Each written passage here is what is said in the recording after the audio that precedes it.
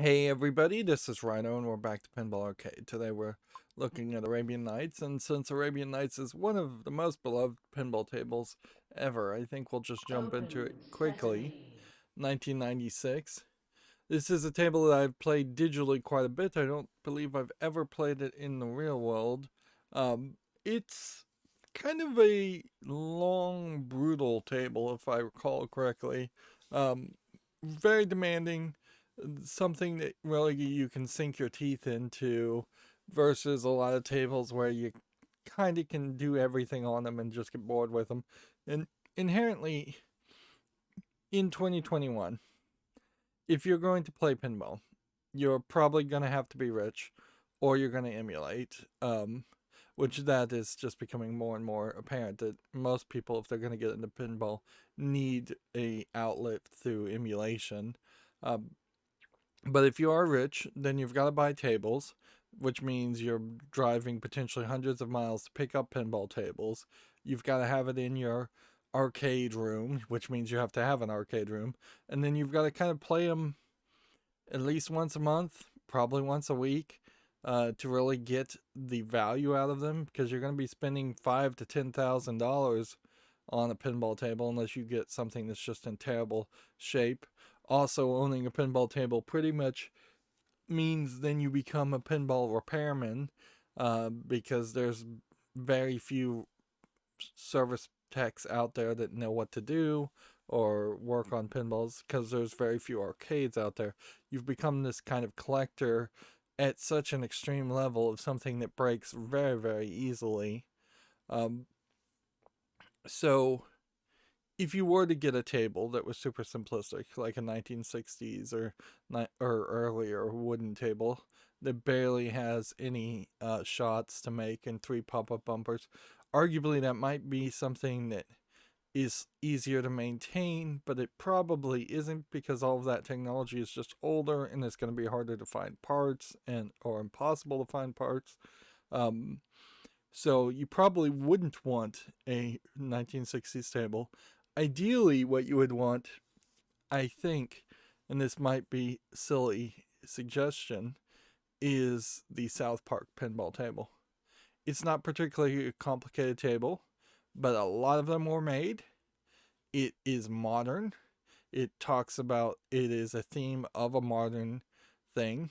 You kind of have to be a fan of South Park, which is kind of a problem for me personally. I'm not that big of a fan of South Park. I don't watch it or anything like that. I don't hate it with any passion or anything, but I would say that probably is your best bet. Get a decent shaped South Park table and hope that you don't run into too much trouble, but you still find enough enjoyment in there to justify owning the table for a couple years, maybe longer, and then eventually most pinball people end up doing a lot of trading and selling of tables, and you have to kind of think of it like that too, where there's a lot of trading going on, whereas most collectors of collectibles would just get something and try to encase it in lucite and never play with it and have it forever.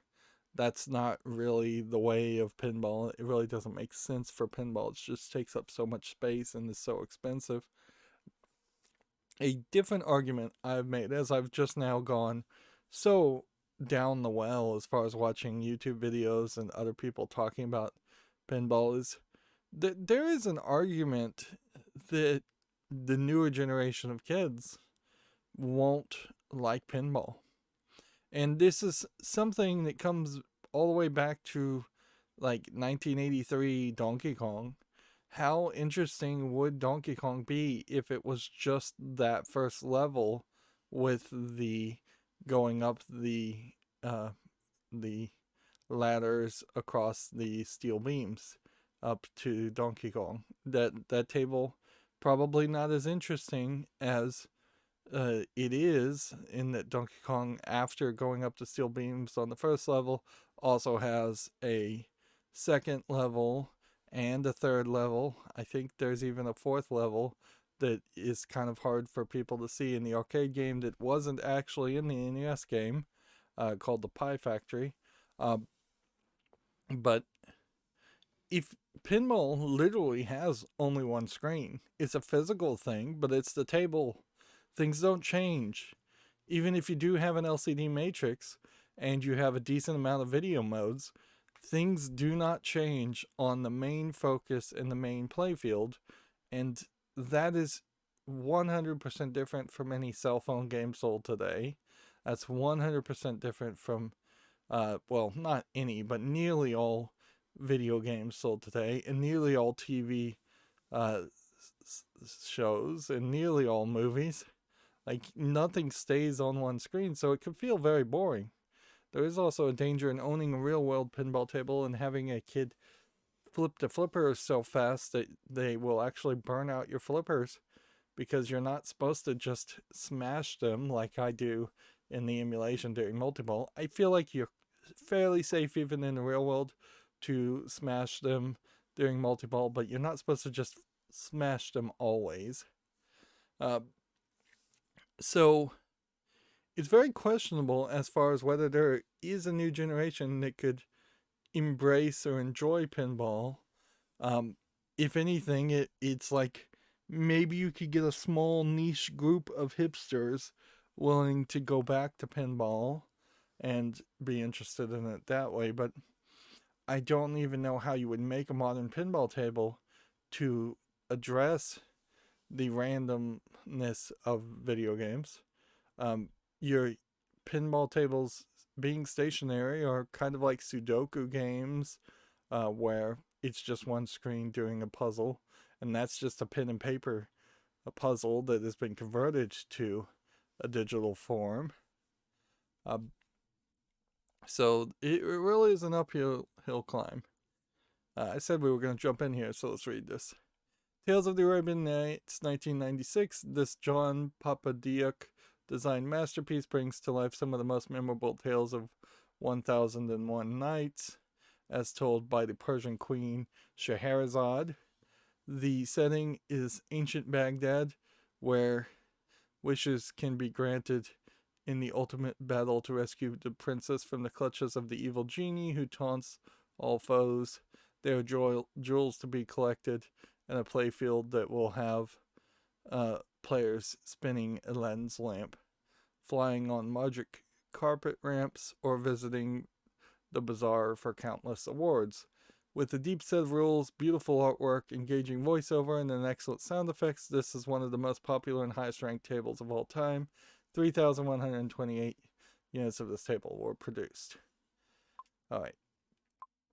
So, there's a lot about this that I have been kind of upset with, and this might be just old guy complaining stuff, but since there's been a gigantic cultural change in Baghdad and that area, we don't have tales like this. In fact, stories like this are just often declared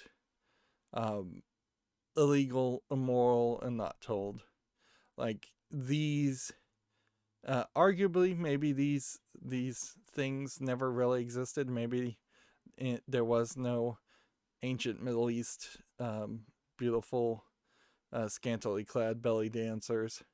I think they probably did exist, but maybe not to anywhere the extent it was told, because what would happen is people would often half run a scam to go on a expedition to the east from England, the UK, and then they would come back with fantastic stories and write fantastic books, and they probably exaggerated, and they may very well have made it up, and very possibly they didn't even go to the Middle East in the first place. But we certainly do see some elements that there was some truth to it, in that there is great architecture in the Middle East and great scientific discovery in the Middle East during the time. At a certain point, you could definitely make the argument that the Middle East was way ahead in just a evolution of culture and science. And without getting into a big rant, a lot of that has been destroyed. Actual ancient statues, ancient histories, museums, books burned. Uh, Women like this, Middle Eastern women like this, now forced to cover their hair in hijabs and cover every ounce of their body, which makes no sense in the middle of the desert, or makes very little sense. Um, you don't see anybody in bright, colorful garments of any gender. Um, Usually, you don't hear news stories of the 1001 Nights or anything like that. Um, you really don't hear any news stories at all. And that's kind of the problem with if the theocracy anywhere is that once the entire government is based around a religious doctrine that's already been established, any new ideas are heavily discouraged. So there is no new fiction, there is no interest. I have seen that with every religion I've ever looked at, is that that's not where the creative people tend to come from, because people who are extremely, extremely religious spend all their time thinking about their religion and enforcing their religion on others more often than not. The 1001 Nights is not just Aladdin. It's important to mention that Aladdin is just one of the many stories, and of the 1001 Nights stories, honestly, there's probably only 4 or 5 that ever came to the West and were super popular, but the rest are, um, I imagine, somewhat good. Um, what they kind of skipped over is that the general theme of Queen Scheherazade telling these stories is that the king had, even in this time, the king was cruel and greedy, and so he would marry a queen, sleep with her as she would have been a virgin then, and then the next night he would have them beheaded so that he could then go marry another um, queen, another virgin, and sleep with it. And Scheherazade, trying to keep herself alive, every night tells this long running story that ends on a cliffhanger to keep his interest so that she doesn't get murdered. So even in that time, there is some extreme cruelty even in this story being told. Um, and they're kind of skipping over that quite a bit. This artwork, I would say, is not particularly scantily clad, other than the fact that they are wearing belly dancing outfits, but they are also kind of not showing even belly buttons, which is fairly conservative. Uh, this genie, jinn, is what they're really referred to as in the Middle East these days, are evil spirits, kind of the equivalent of demons.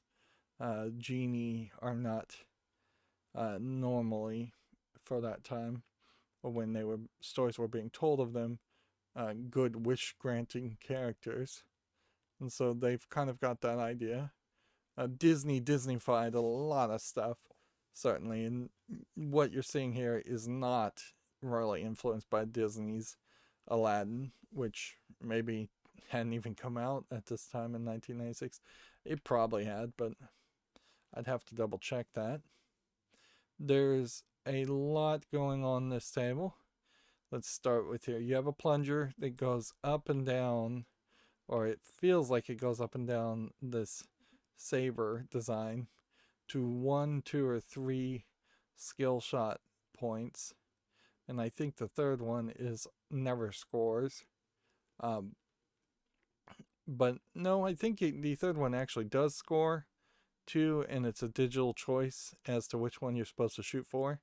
Which, this is an interesting way to have a skill shot do something with a plunger and not have to make it go all the way to the back, as so many other tables have done. There's a ton of plastics here, and I feel like in refurbishing tables, you're gonna eventually see a lot of people replace plastic ramps with other kinds of ramps, metal ramps, because it would be way easier to solder these metal rods and make a ramp and bend them than it would be to form the plastic around that. Although, arguably, by today's standards, it's not too hard to do either one.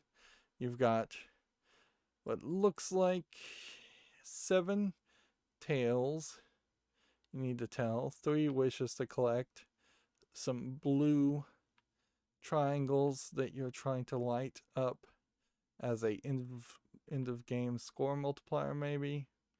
You have a bazaar here that's a scoop. You have a loop here that comes back to this way, and then there's a sink in shot. This circle here is like a magnet that will grab the ball from the plastic ramp, I believe, and then eject it on this point, probably when you press left to switch sides, which you've seen that in one other table, but not too much. Here you have a skeleton covered in what looks like just lights, and I don't know if the ball actually does anything there or if the ball just goes under that. I think it just goes under that. Here you've got a guy with a flaming mace, and here you've got a Pegasus. Some of these stories don't immediately make sense to me. You've got a flaming dagger. There is this spinner, which we've seen a spinner a couple times, but this one has 2 pegs and then an under the peg shot that doesn't get registered or anything. It's just you can shoot the ball through. And then this giant lamp. There's a sneak in hole on this side that gets it back to this sneak in hole there. And if I recall correctly, you have to hit that a lot. And then I think there's kind of like a magnet where this big circle is, that sometimes messes with you. Or there's a magnet right there. That might be it too. But the main goal is to hit this plastic toy, which, once again, any plastic toy where the ball is just smacking against it, highly likely to break. You've got one of those short captive balls with another ball and then a standing peg behind it, which can be a tough shot, but that doesn't take up too much space. You've got the ramp that comes all the way back to 3 barely visible pop-up bumpers that are at kind of an odd angle, but I'm glad to see them there instead of nothing. It's a little weird that there's a divider, though. You'd almost want to get rid of this divider in the middle and just have the pop-up bumpers be able to knock the ball some other places, but they may not pop enough for that to make sense. And then the ball sinks into a curve under the table, which, yeah, honestly, there's about 3 layers of ramps under that section. And then there's this ramp that goes around to the line part. And then there's some way to get up to this ramp. Which, oh, that's that ramp. That ramp actually goes up to this part, not the line part. But then it has a hole, if you're too weak, where it will drop down to the pop-up bumpers. And then it has a curve here, if you're too weak, where it will fall down in several different places. And then it comes around again, and then it goes around again, and then it sinks to the line part where there's a switch directly under it to register that, which is quite the spinniness. If it falls off, or it comes all the way here and all the way there, and the angles on that are extremely tight to make sure that actually could get all the way around there, because there's not an accelerator on this, where it feels like you probably could have had something that would fling the ball a lot faster. I don't think this guy bends all the way down. I think he just kind of bounces forward and back. And I don't know if that flaming sword does anything. So there's several tight shots on this table that you're going to have to get really good about hitting. Oh, I also wanted to mention that I have found out that while we did see one Sega game, which Sega would have been the Japanese company to potentially bring pinball to Japan or bring Japanese anime from the 1990s, which would have been things like Gundam, Robotech, things like that, or Astro Boy, things like that. Maybe Neon Genesis Evangelion. Um, all of those would have been done with business with Sega, who did have arcades in Japan. But instead, what Sega did in their pinball division was license a lot of products, and I think a decent number of their tables are pretty good, but maybe not quite that good. They own Apollo 13, which is the 13 ball multi-ball table, which until about a year ago, with Vault 15, was the highest multi-ball ever, but Vault 15 has a 15 ball multi-ball, which that's just insanity in either case. But it certainly highlights that if Pinball Arcade had gotten Stern, who owns the pinball division now of Sega, to allow them to have more of those licensed tables, there is probably, I would say, at least 10 good tables more that you could have had in this collection, in this curation. Arguably, though, since they were almost all licensed products, things like X-Files, Apollo 13, Twister instead of Whirlwind, which Twister is actually based on the movie Twister, but very similar to the table Whirlwind.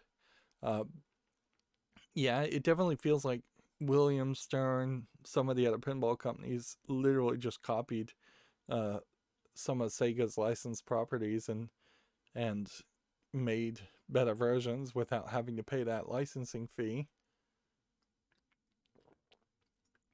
But yeah, I would like to see a Sega collection.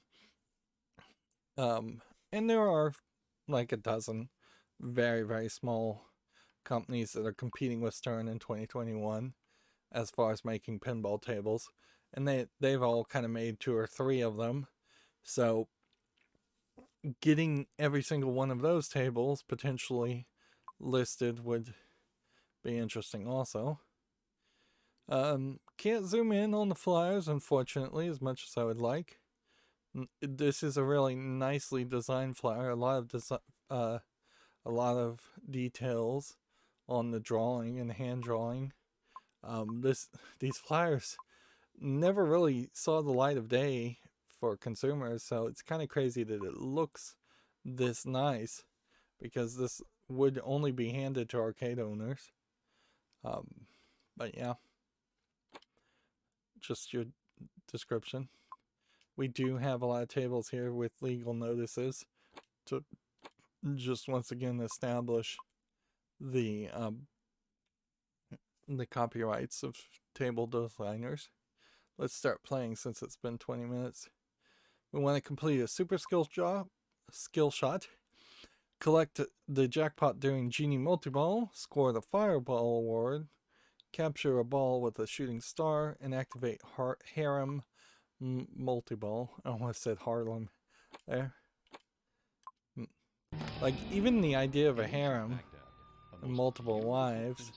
Was imprisoned by the evil genie Salim Bagazai.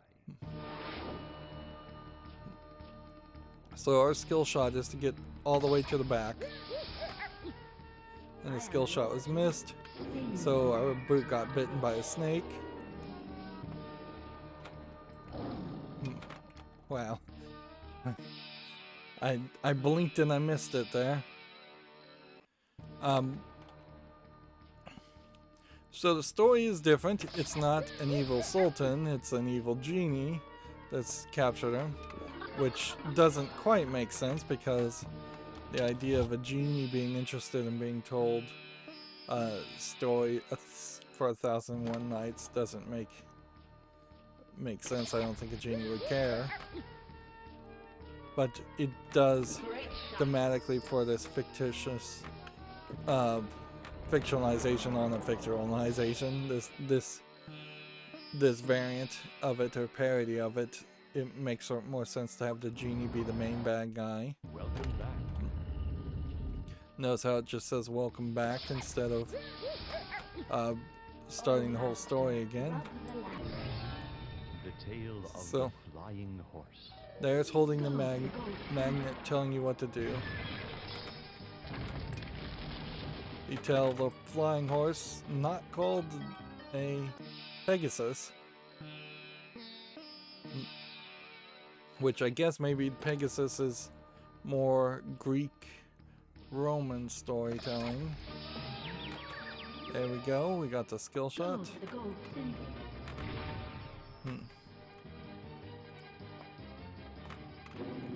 We're still in that mode. There's the ball's getting trapped by the fireball without me controlling it. So I don't have to press the left trigger like some of the other tables. There's that one cross shot that I almost went up there that pretty much you can't even hit.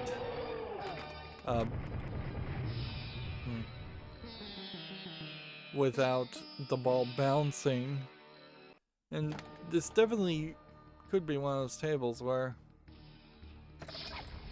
it would benefit with a cross shot flipper. Shoot for the golden the locks are lit. A gift from me to you.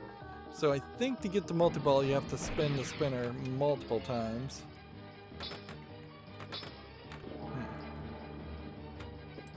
Unleash the Yeah. last power. And so far this does feel like a fairly brutal table. There visually are some problems with a table like this. It's too pretty, and that's kind of a ridiculous thing to say. Here's, I am yours. we can collect a jewel with 3x lamp scoring. Of the statue. Your goal is to get all the jewels, but that is super long-term gameplay, and I've never in the emulated version gotten anywhere close to it.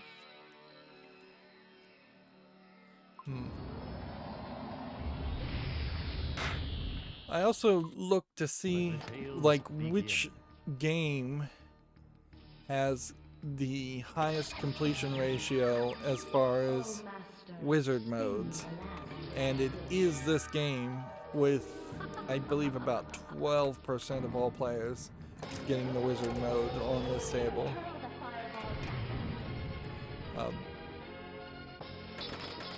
So you notice how that crossway caught the ball when it was wimpy. This is one of those tables where you might want to adjust the height or adjust the power on the flippers. Ideally, before I would adjust the height on any table, I would adjust the power on the flippers and just see if I can make them stronger. Because I kind of do want the ball to move fast. I don't want it to be floaty and take forever to fall down.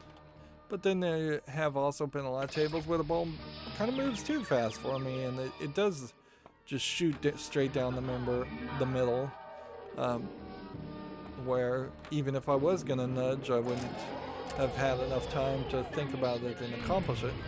Now, in all fairness, if I was playing this in the real world, I probably could nudge a little bit faster. I think there is room for a mod on this table with all of its complicated rules to make it a little bit easier, or maybe just the internal code could let you change it. Like, I'd like to be able to get a mystery reward every time you land in the bazaar, not have to spell the word bazaar before you get a reward, because you're really not going to get anywhere unless you do spell bazaar multiple times.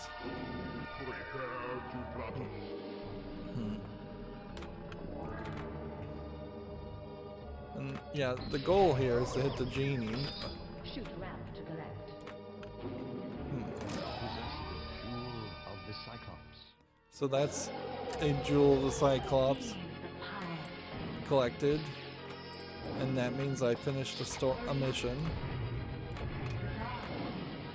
They maybe don't make that completely understandable. We can make the standard complaints. Could use a center peg, could use kickbacks in the left and right lane. When you drain out a really good game here, you also end up taking forever to accomplish the total calculation of your score, so you'll just sit there forever. First ball is locked. See, that just said the ball was locked, but the ball didn't actually lock. So if it did lock a ball, it ejected another ball. Some of these stories could easily have been made up. You must battle the genie. Some of these shots also fairly demanding, and they don't have a left flipper equivalent. So, or they have a really, really tight left flipper equivalent. Wish was lit.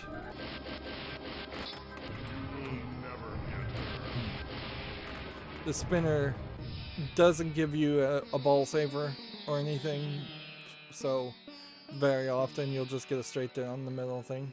This is also one of those tables where the flippers feel a little bit further apart than a normal table would be. This might be a wide body table because it does feel kind of wide. Your wish is my command. Arguably, this table might be a little bit overhyped, Release the princess. but maybe it plays well in the real world. Of course, an argument I was hearing another YouTuber make was a lot of tables, in pinball in particular, get turned into these myths because so few people have actually seen them or played them that the 4 or 5 people on like painstakingly are giving it perfect scores, but nobody else has ever even seen it. Wonderful. There I used a magnet save, I think, to save the ball. Banish the genie. Hurry up. There's a secret ball lock. Theoretically, that is what you would want to be able to pull off as a shot all the time, but it's incredibly difficult to actually do. And seeing having to hit the genie to collect a gem once again highlights where you're Great shot. gonna have to get really good at several shots that so far I've shown complete lack of ability to pull off. The spinning 2-peg system of the Banish the genie. spinner often gets in the way of the genie. And there I kind of hit the genie, but I missed him still. This table is a lot like the World Championship Soccer in that you just have that center lane shot that's fairly wide, but still fairly difficult to hit.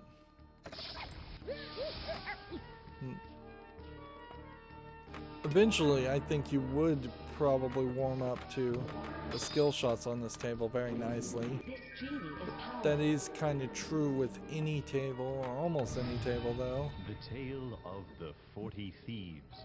Fly on your magic carpet. And see, that would have been Alibaba and the 40 Thieves, or Aladdin and the 40 Thieves. I think it's Aladdin and the 40 Thieves. But they don't mention Aladdin.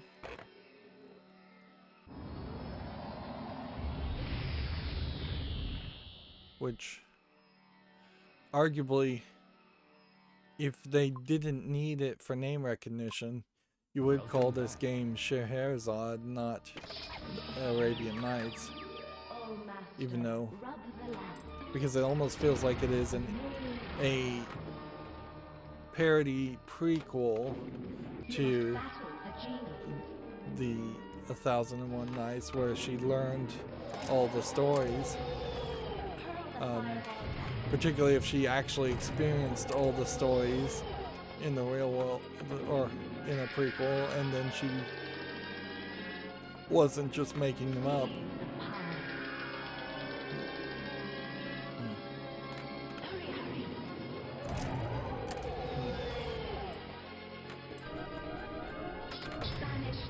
Yeah.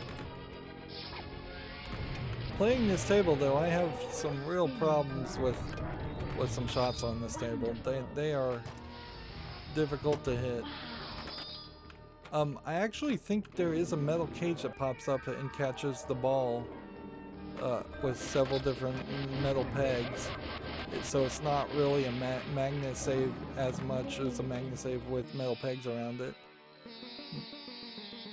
Which is a cool idea, but it's not something that gets done a lot. It is a really nice wrap up after each ball, but it's too slow.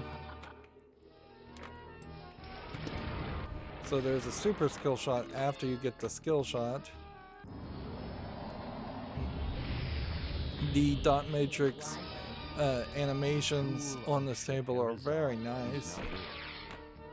And I imagine if you got that aftermarket product to put that in color, it would be even nicer. It's be a hard table to think about as far as what would you change or make different.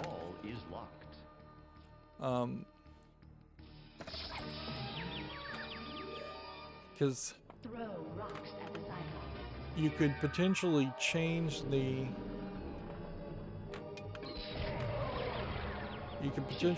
the layout, but you'd kind of have to tell the exact same story, the exact same stories. There on the left, you could have seen the pegs if you were eagle-eyed. Is now yours. The screaming fireball being thrown sound effect can get annoying, I imagine, fairly quickly.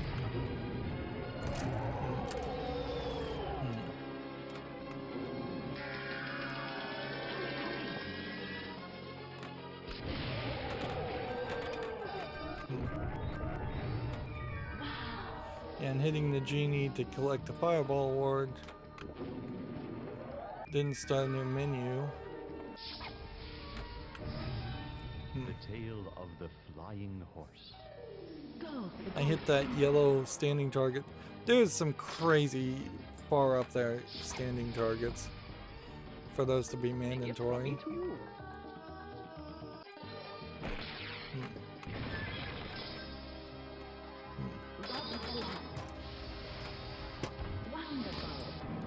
And whether the game decides to save you or not save you seems to be fairly random. I'm not sure what earns that saving and what doesn't earn the saving. Whereas other tables, it would be fairly obvious as to why you deserve to be saved. And see, I have this like one shot locked in perfectly, but it's the wrong shot. Ball 2 is locked. Strike the genie for multiball. I hit the genie for multiball, the call out says. So let's see if we can get the shot to the genie.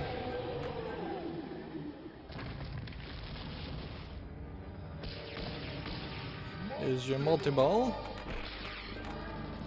Now, the question I suppose becomes, what can you perform in multiball? Can you collect jewels faster? Because that's ideally what you would want to have happen. Can you get jackpots? What is really blinking here? I collected one jackpot. And I got an extra ball.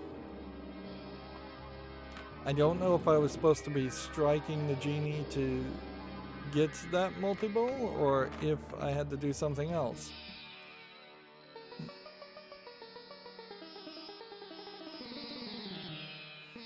And see, that's where it starts to get really crazy as far as the ramp up.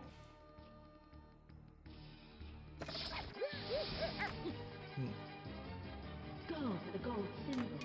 This genie is powerful. So either hit the bazaar or hit the left out lane ramp. That's just kind of like a sinkhole.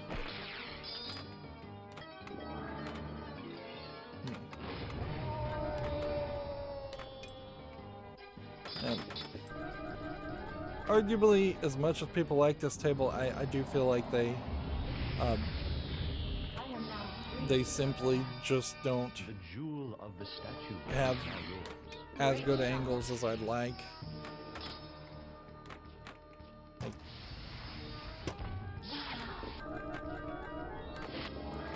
Need to be able to hit the bazaar,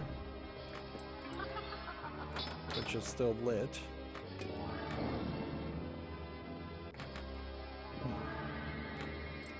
And finally, I get that shot, but it doesn't matter at that point because the mission had ended. Because I had already collected the jewel. Every time you collect a jewel, you also are increasing, I think, your score multiplier. So you really do want to hit as many collected jewels as possible. But it's also very possible for people to not realize that's what you're doing. Collect 2 jewels. Wow. You now possess the jewel of the king.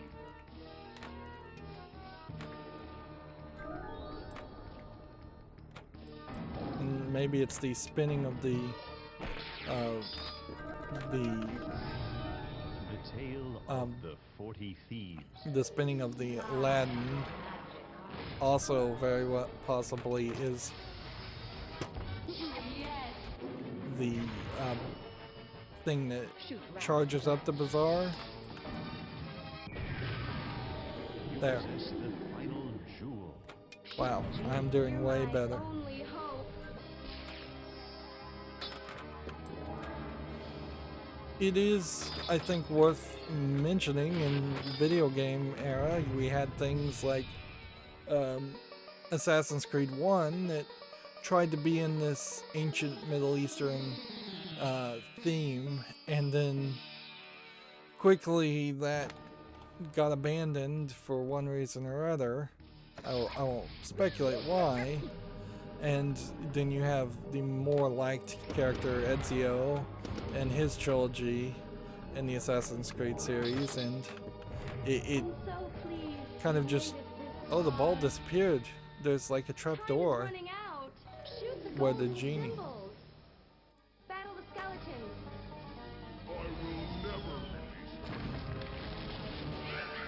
Interesting. Hurry.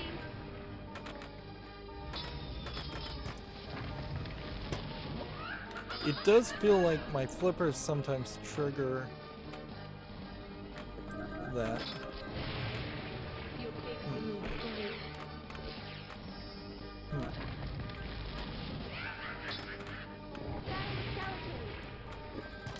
Alright, so I'm gonna have to get fairly good Shoot the at golden either symbols. backshotting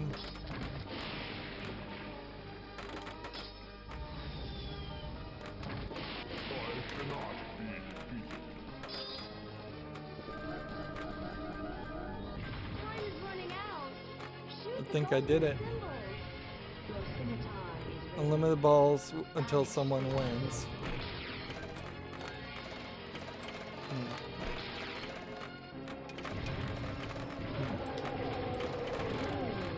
Unlimited balls as in 3 balls or 4 balls on the table. Don't quit now. I think I just saved the princess. Or at the very least I got an extra ball.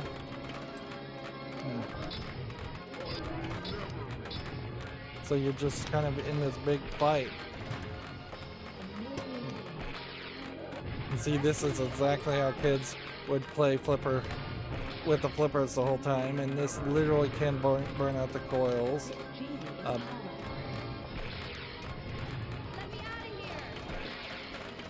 Am I supposed to? No, I think I'm supposed to move the lady to me because she's trapped in the bottle. Genie won.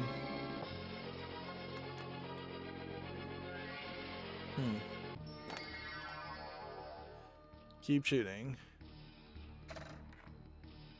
So you have like a really big experience there, and then everything resets, and that's the first time I've ever even gotten that far on this table. So I don't know, like, what can I say? I was playing a Pinball Arcade probably on the Xbox 360, and I played this table like crazy. And so apparently just taking a few years off of playing pinball was all it really took to get better at pinball. And I wouldn't be surprised if that's exactly the case.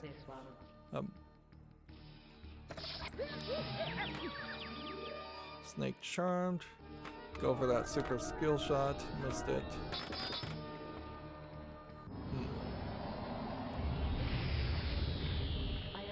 We could do lighting the lamp and get lightning invoked.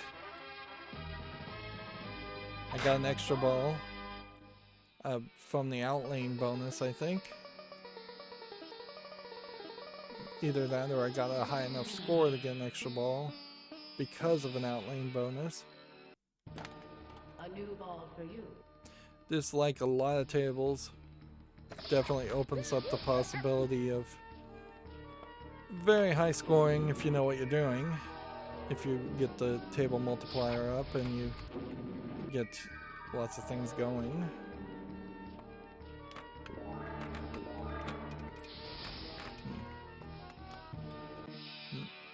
I'm at 39 million. That may not be particularly high for this table though. I may have gotten 50 million alone for saving the princess had I actually saved her. My ruby is yours. Nope, I guess I'm wrong. Grand champion puts me at the top. One great game, 40 million. The next highest score was 11 million. Now, a lot of high scoring in tables is just knowledge is power. Knowing what to do and knowing how a table plays is so useful in most pinball tables, particularly pinball tables as complicated as this. So how do I activate the harem multiball? If harem is lit, shooting through the left loop will collect one letter to the word harem and send the ball to the jet bumpers. Each hit to the jet bumpers adds 1,000 points to the harem jackpot, which starts.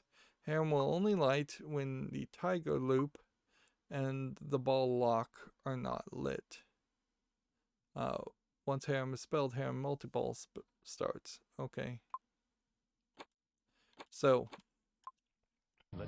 I need to practice the skill shots always, and practice a very late shot on the right flipper. This is a fairly right flipper heavy shot table anyways, but that is, I think, true for a lot of tables. There's one, but that's the tiger loop is already lit.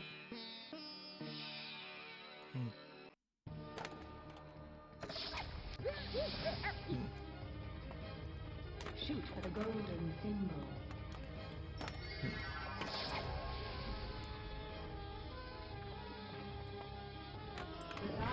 Part of the problem, I would say, is that speed.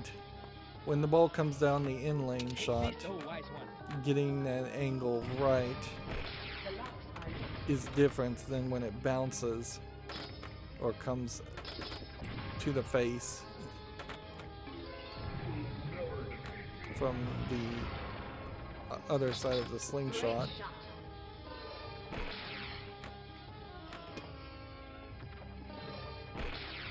So if I'm going to continue to also, there's a gate there.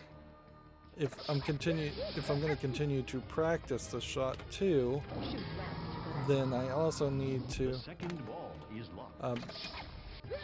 get a left flipper shot that feeds the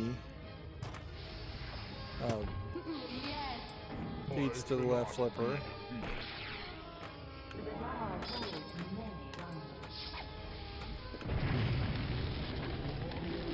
Meanwhile, we might as well take a multiball just for fun.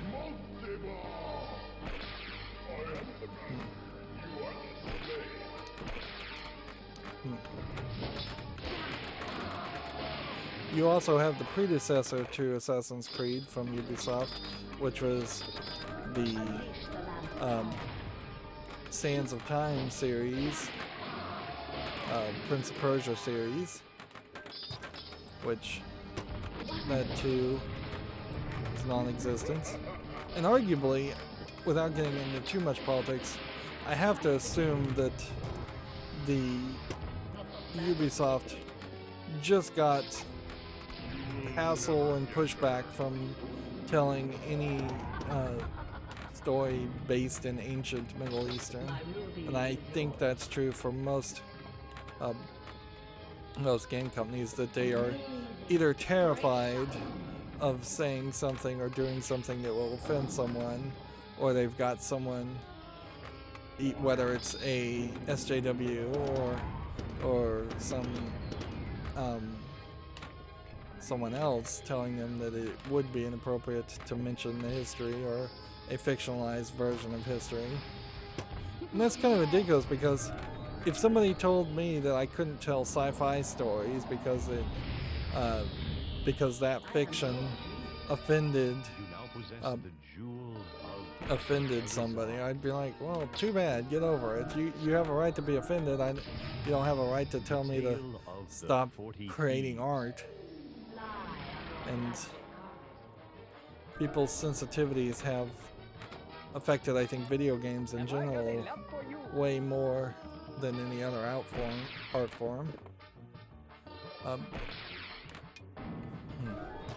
In pinball, since you have kind of a more adult audience that I think is also slightly more mature, I think you probably could make a new version of this table, but I'm not sure what you would change, really. I mean, it really does feel like it would be a pale comparison. You're gonna have to just go in a completely different direction and hope people don't have the original table or don't remember the original table. Maybe make something easier. I mean, you still would have to have a genie. You would still have to have a wishing lamp. You'd want to have a flying carpet, so maybe you emphasize the flying carpet more and make this like a flying carpet ride themed table, or magic carpet ride themed table. Maybe you make every shot focus around that. Yeah, a indirect comparison might work way better. For 2021, throw it the opposite direction. Have a belly dancing guy that's shirtless focused on it, and have a female genie. Make it kind of the bride of Arabian Nights, where the female genie in this one is the good cat guy, and the prince being kidnapped is the bad guy, or vice versa. Just spin it all around, or put them both as good guys. That would probably make more sense.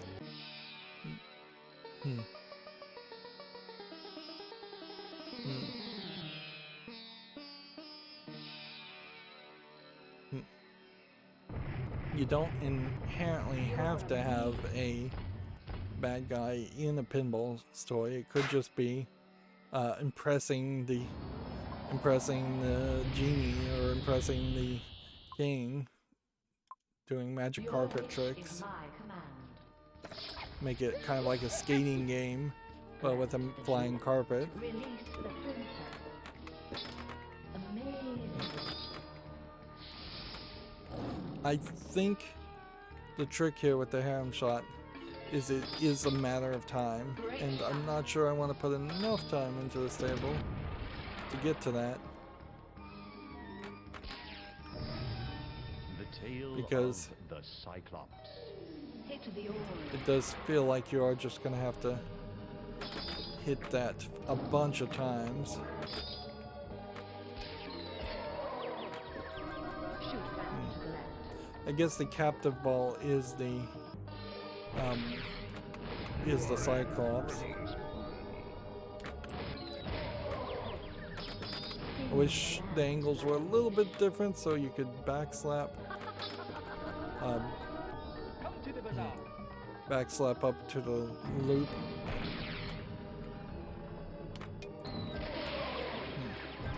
Great shot.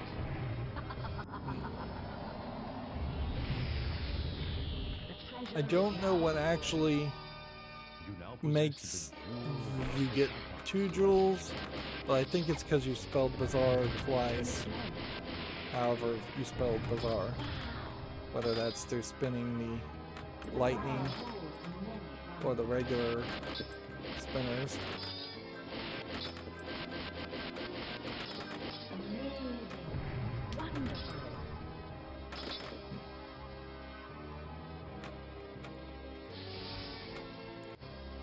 It feels like what you would want to do tale is of be the able to 40 hit thieves. the ramp on the left or the right to spell harem, but it doesn't work that way. I have big points for you. Notice how it waited for the spinning to stop before it scored. The locks are lit. I love the light.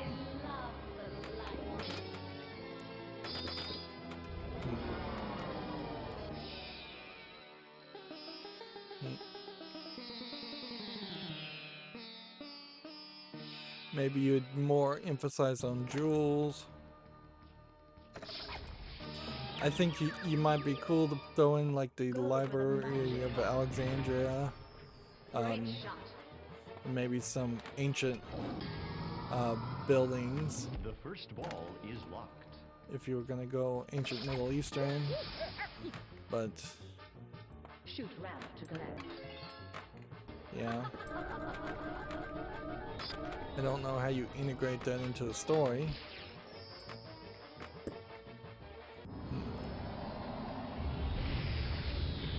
Choose wisely. You now possess the jewel of Baghdad. I don't really feel like there's ever a time you don't want to collect a jewel.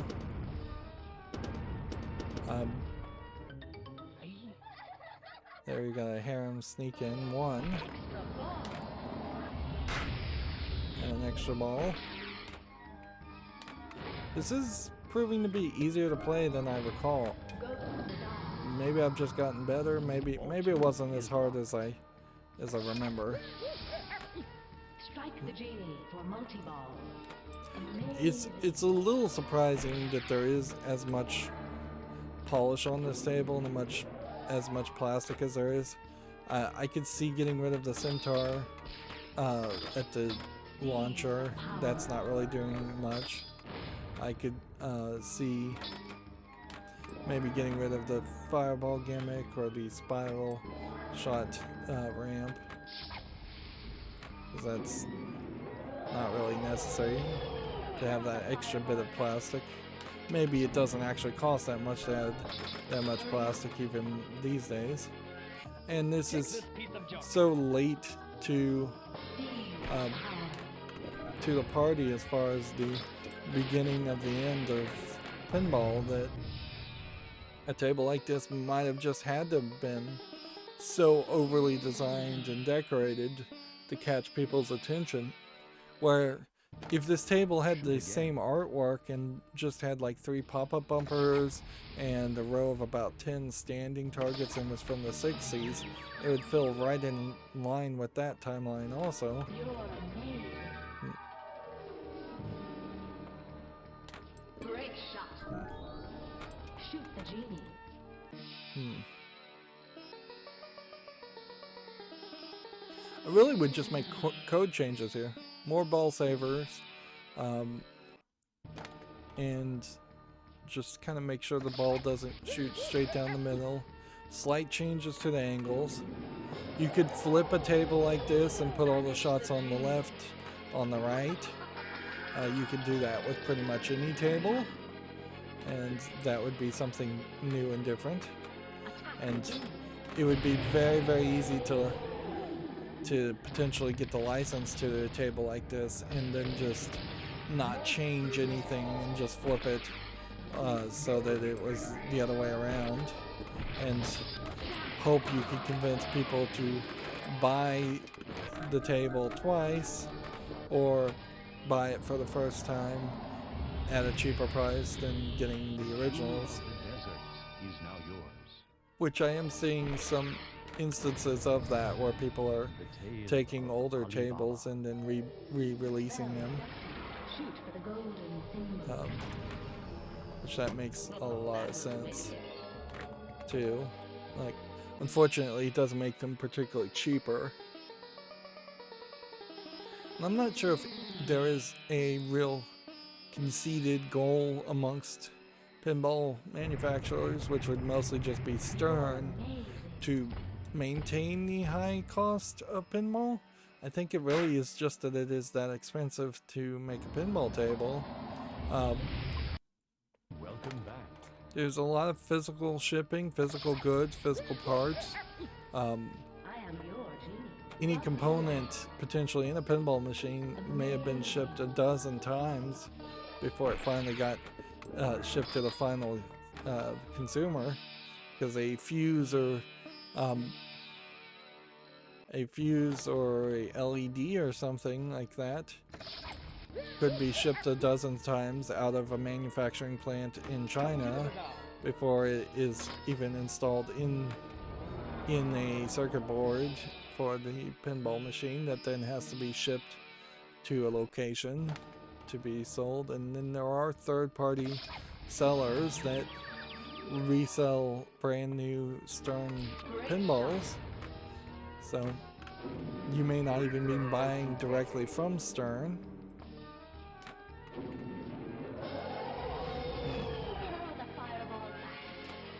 And I don't feel like any of the components are gonna get particularly cheap because they're so unique and bespoke as items.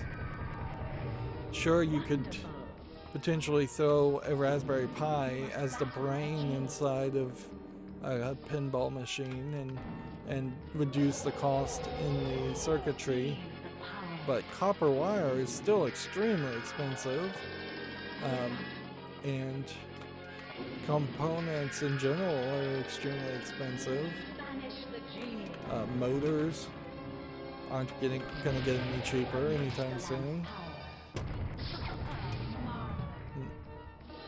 There's just no industry of scale around pinball, Tale of Alibaba. and I can't imagine there ever would be a way to do that.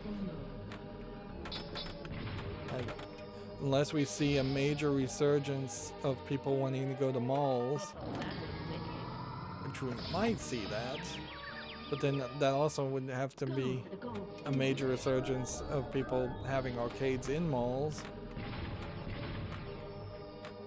or having arcades / barcades outside of malls.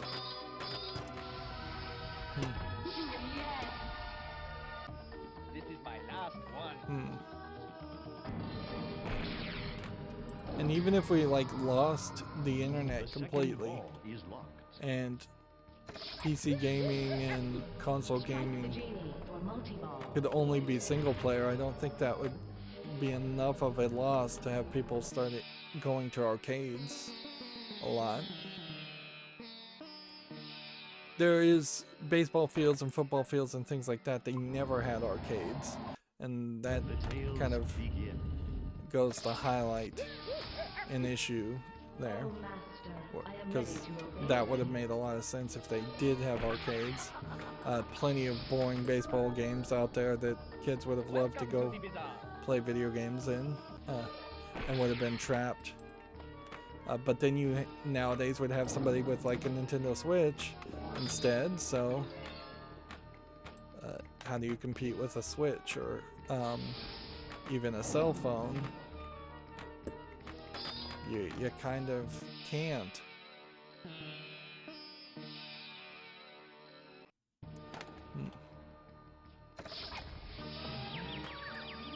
That's why these pinball museums are about the only thing that have succeeded at that in conventions for the fans and fans bringing their kids along for the ride.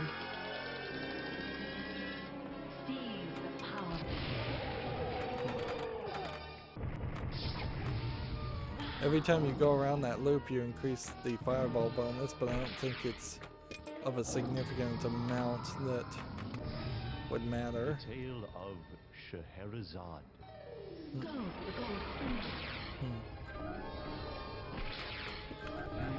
It's important to remember that the princess you're saving in the story is not Scheherazade, or at least it wouldn't make much sense if it was. Although it's almost certainly an allegory of Scheherazade's predicament. Ball 2 is locked. Strike the genie for multiball. Great shot.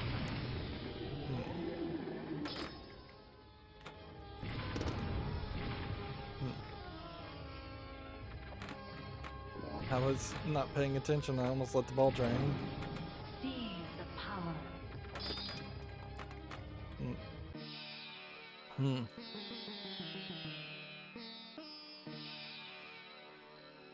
I really would like to get this harem multiball, and I think I eventually would get it. Go for the gold symbol. So I can see what the other wizard goals are. They obviously are slightly more doable than some of the other things. Some of the other wizard goals. Now you can notice a fairly low table, low scoring game. I am your genie. Spin the lamp. If it held The tale of the flying horse. harem letters from game to game, that would also help. There's a harem bonus, and that angle shot is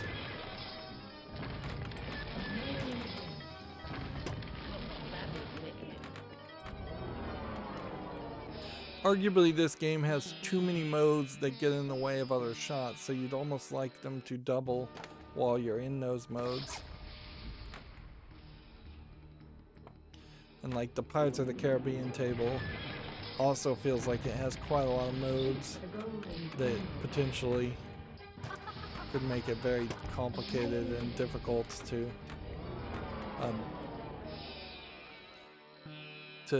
do basic shots if that is your basic goal. Although if you're playing a real world table, you don't have standard goals and wizard goals. It's just score high and have fun. This genie is powerful. I've also heard some complaints about new Stern tables in particular having pretty bad code for the first year and just using the initial consumers as guinea pigs The first ball is locked. instead of having finalized code, which would have been fairly required in the old days. Like, while some of these tables do have revisions, the way they would have sent out those revisions would have been to mail a chip to every owner, and having every owner potentially on a registry to get those chips mailed out.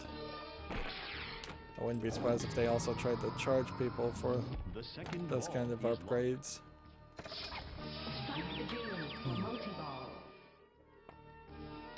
Whereas now it can all just be connected to the internet, and is, which I'm sure the security is pretty bad on on modern pinball machines being connected to the internet. But what could you really do? Well, you could hack into a pinball machine and potentially just blow the whole thing and start a fire, potentially, if you can affect the flipper coils. For instance, if you just had those at 100% power draw and everything at 100% power draw, you could probably short circuit something out.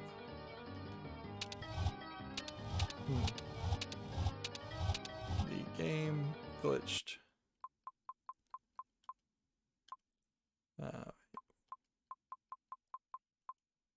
guess we'll have to give it one more try and then we'll call it a day. In ancient Baghdad, a most beautiful princess was imprisoned by the evil genie Salim Bagazai. Notice that we exited the game and it reset at that point. So if I had two harems that did carry over from game to game, it probably won't carry over now.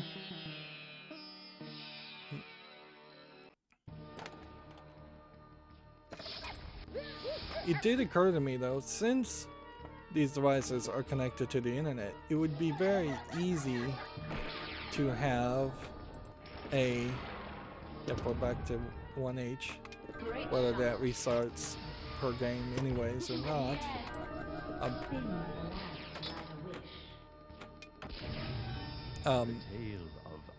It'd be easy to have a client software, probably like a web page server, that would connect to all the devices in an arcade and let the arcade owner see what tables are giving away free games, or if the tables have any trouble, or if the volume is too loud, they could turn it down.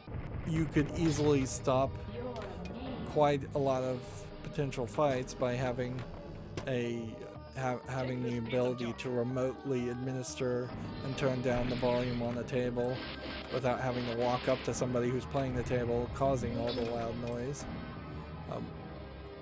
And you could certainly get a lot shadier with it and have it programmed to tilt, or just in the game, or not give any more extra games remotely. Of course, if you bother to even program something like that, then somebody's going to hear about it eventually, and people are going to be very upset. And you really don't want to cross the patrons of your arcade, because they are your lifeblood. They're the ones that are going to pay money to play.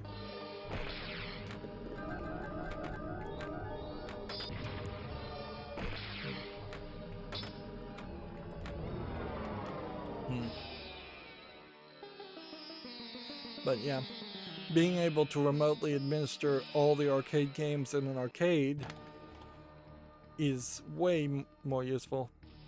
Plus, it can then have it set up so it will alert any faults on any arcade machine, whether pinball or cabinet or whatever, to a repairman, if such a repairman even exists and is under contract to, say, come check out your arcade once a week.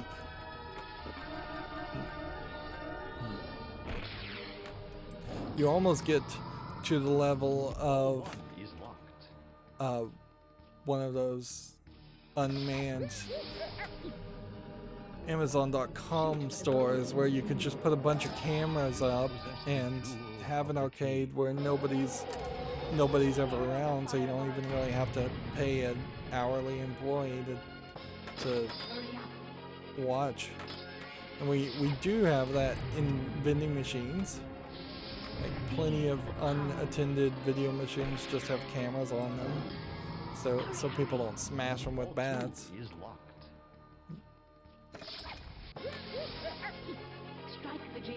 Arguably, that would have been a way to make pinball succeed a little bit more too, is if they had worked with maybe not soda machines, which have to be refrigerated and and have to have kind of water sources if they're going to be fountain dispensers. But you could have had vending machine elements in the pinball so that you win a small piece of candy. Of course, then that might very well be back to the gambling issue, unless you just always won a piece of candy, the exact same value and quality candy. So, and that gets back to the same issue. So I don't know, maybe you could put a pinball machine in a vending machine and you have to pay separate for the food, and it just does two different things. That might make some sense, but it probably is not as profitable as just having more dispensable canned sodas and food in a vending machine. Vending machines are kind of the opposite of pinball in a lot of ways, because they are vertical. They take up a decent amount of space, but most of it is vertical, and it is a very short interaction. You go up to a vending machine, you put in your quarters, you get a drink. If it is quarters and not just dollars these days for a vending machine drink. Whereas you go to a horizontal pinball table and you're there for 5 to 15 minutes or longer. It would almost make more sense to put a pachinko machine into a vending machine at the front of it that takes up less space. Yeah, we're now to HA. And all I'm doing right now is trying to hit that left ramp. And you'd think that the bazaar would give you a way of pulling that off, but it doesn't.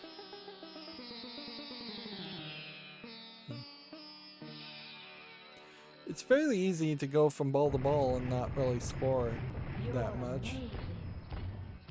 Alright, let's start one more game. I said that last time. I know, but let's see if the harem is still spelled. And if it's not still spelled, and we just get H again, I'll jump out of this game at that point. Some of those standing targets on the left, I didn't even mention them. They don't really seem to be involved in anything.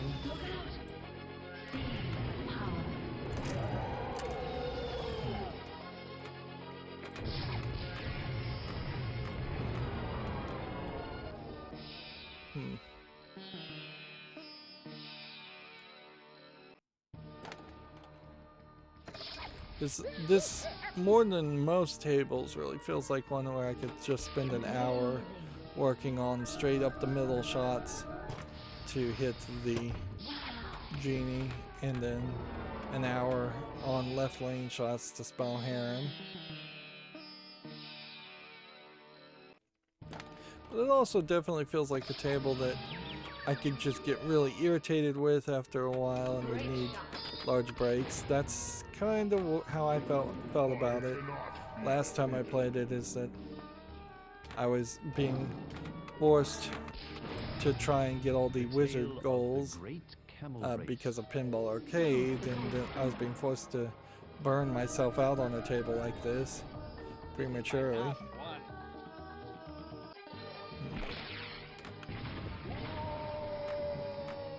15 lamp spins. The treasure is now before you. The jewel of the desert is now yours. The first wall is locked. But it is like 90% of the time you're just lined up and ready for multi-ball. The ball lock. I have big points for you.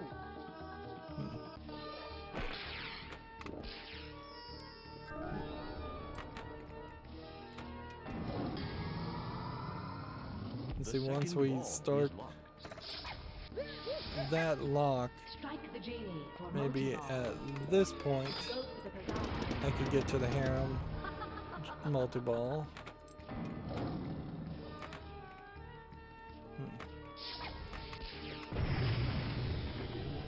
Or maybe you can't get harem multi-ball because then you start the other multi-ball. Which you would think it would be very nice if you could get the harem multi-ball or get progress towards the harem multi-ball while you're in the regular multi-ball.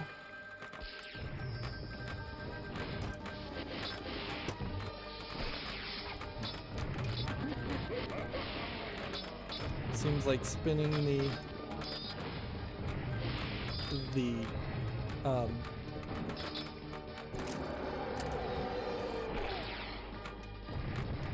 Banish the genie. yeah, we're back to harem with H. And see, now I don't want to stop the game because I'm doing decent, but I really should stop the game.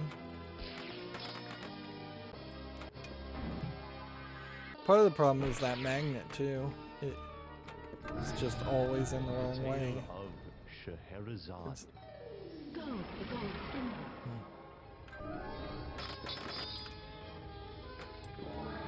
Dagger.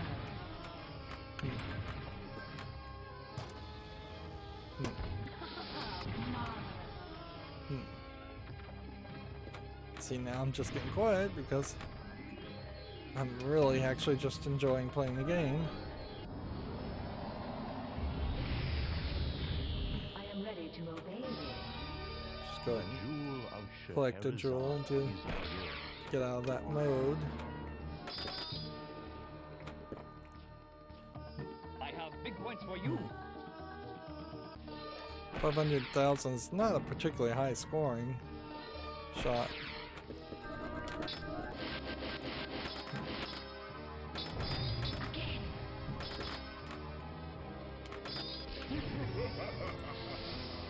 That spinner changes the playfield a lot more than it seems like it does. Most spinners on every other playfield have been kind of intentionally hidden away on the edges, but this one is Make a wish. totally around the idea of Thou possessest the jewel of the Cyclops. of changing where the ball will bounce. This genie is powerful. Prepare to battle.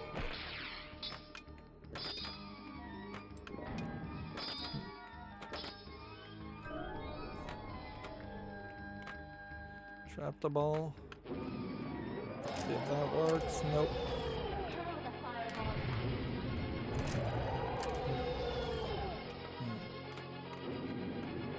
I think the goal is in part to get it to fling the fireball at you and hit the guy in a very short amount of time.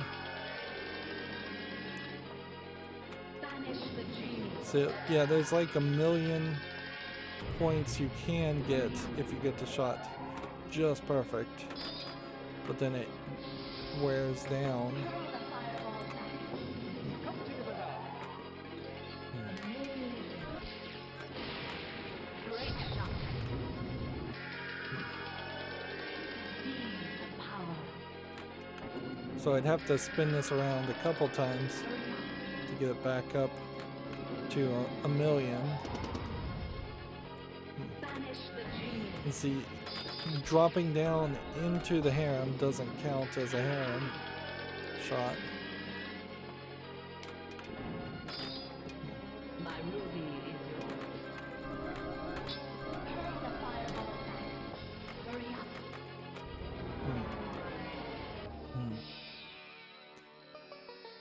So I wouldn't be surprised one bit if there is a standard goal to a wizard goal to get $1 million fireball reward. Shoot again. Some of the animations of the Lady Genie coming out, which does kind of highlight that there's a Lady Genie, at least one Lady Genie, and a Guy Genie. Although the Guy Genie is blue, and by all appearances, it seems like the Lady Genie may not be blue. Of course, it's hard to tell in the black and white images.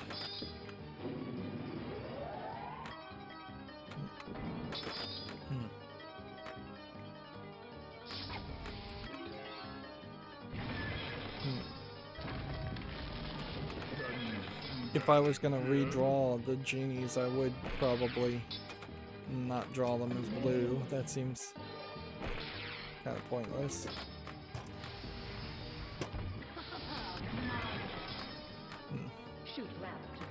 Of course, you also run into the problem of Disney might just sue you out of existence, even if they don't have a claim, if you tried to do anything that even came close to looking like Aladdin. Of course, it would also make a lot of sense for Disney to straight up just give their blessing to pinball tables. You could go through every Disney story and make a table very well. Rapunzel makes a good idea, and the thought of Rapunzel actually is an open source, like, public domain story, so you could make a Rapunzel table without Disney's blessing. You just have to make sure it doesn't include any elements that Disney may have created when they made their TV show, but same is true for all their movies, frankly. But you could easily have Snow White and the Seven Dwarfs, Dumbo, any number of them, every single one of them, frankly, would be a great collection to have at Disney World in particular, and would be great great elements in other arcades for young kids. Also, you could potentially have a Disney line of pinball tables that are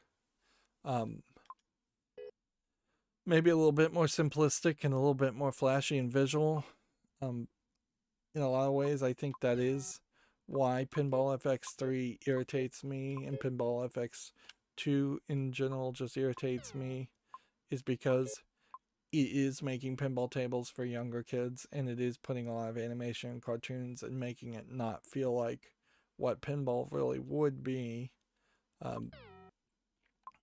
And that might be the right move. Depends on whether you're trying to appeal to fans of old pinball and old people in general, or whether you're trying to appeal to new generations. So some of these difficulties, obviously, if I own this table, I could turn down.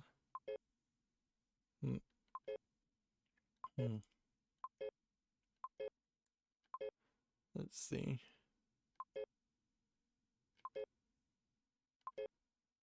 Genie save, ball save, no. Star, ball save, yes. So there is a Genie ball save. It's just not turned on by default.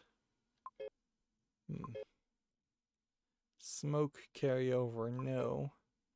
Magnet throw set to 1. Buy extra ball off.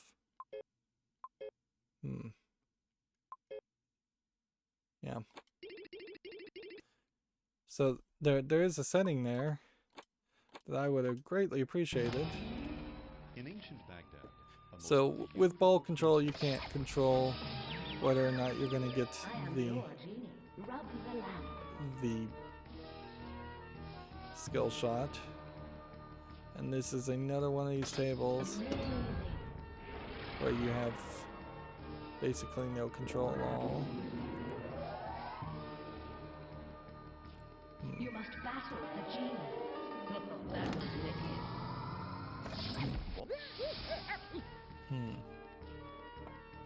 So let's get a general idea. Like, I think this is in ball lock mode now. Ball 2 is locked. So strike the genie for multiball. as 2 balls are now locked, this might be your best point to potentially. This genie is powerful. this might be your best bet to actually get up here to the harem shots.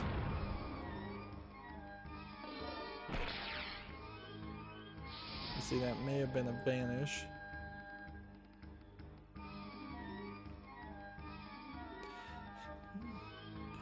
Oh, this is so bad. And it didn't feel like this was any better in the DirectX 9 version of this table, but I definitely, going forward, will play the DirectX 9 version of the table. I just don't think that they ever got anywhere as far as adjusting to DirectX 11.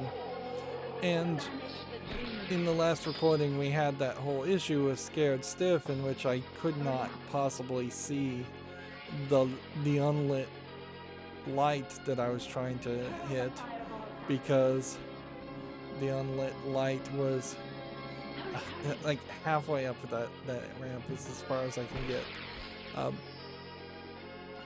The unlit ramp is still too bright. There you go. That was a really low fireball ward.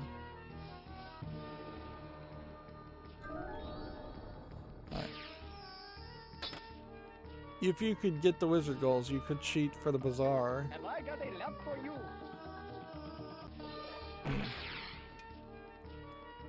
And then when we hit that, does that spin enough to spell bazaar? No, I think you have to hit these yellow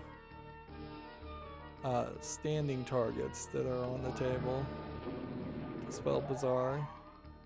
I'm surprised I can even make it up as far as I can on that ramp. That shows how that angle is way lower than it seems like.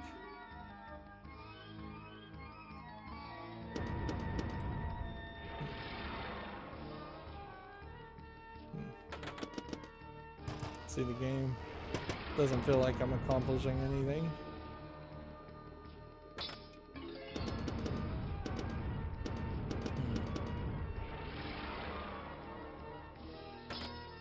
And there's like a timed shot to get the tiger shot.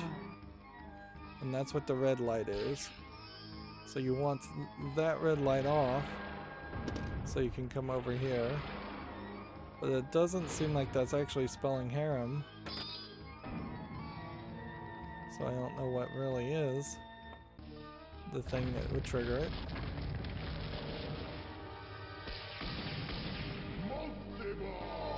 I have no idea how that started Multiball.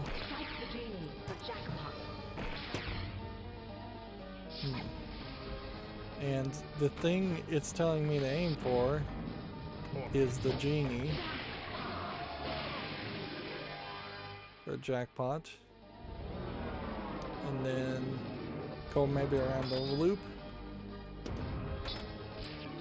to relight jackpot, because we have like everything lit over here on this loop to relight it. See, then you have to hit that left lane shot again. Just let that drain and let the multiball end. And I'm not pulling any triggers, so those shooting stars have magnetic ball sensors or under them, rollover targets of some sort, so they know when the ball is there. Take this, oh wise one. The locks are lit. And so you could just hit the bazaar over and over again in an attempt to cheat. Of course, that would be really slow. A really slow way of pulling it off. And the ball control is just non-existent here. Welcome to the bazaar. Now that Make-A-Wish is lit, Unleash the lamp's power. you can do more. You can make a wish. There are 3 wishes you can have. The jewel of Baghdad is now yours. So let's see if we can possibly find a target. The tale of the great camel race. Go, the gold symbol.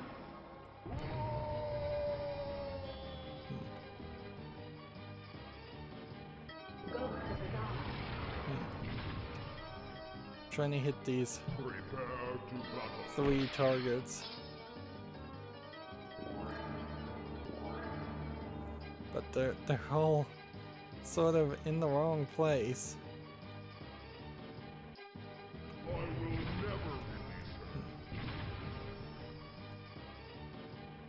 Apparently I'm in 2nd place of the Great Camel Race. Shoot left to collect. I wouldn't be surprised if there is a Master or Wizard goal that Shoot says left to collect. have 3 wishes stacked up.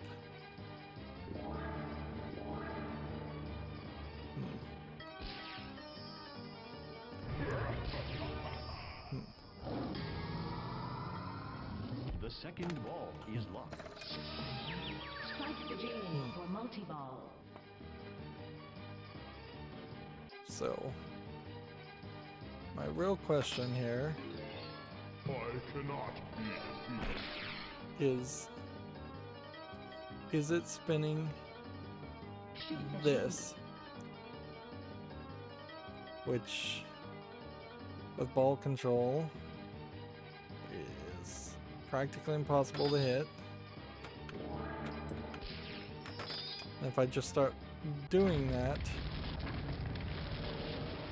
then you've got multi-ball again. It's like kind of hard to avoid getting multi-ball.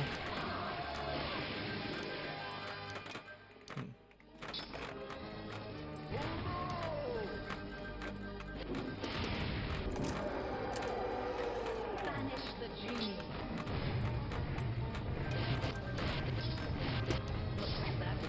That was an interesting glitch that I imagine would have happened in the real world. Alright.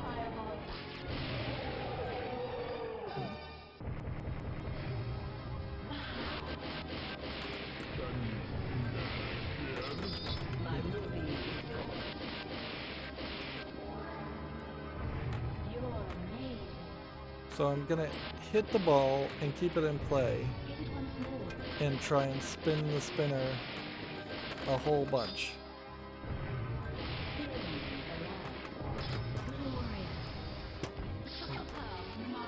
You now possess the jewel of the desert.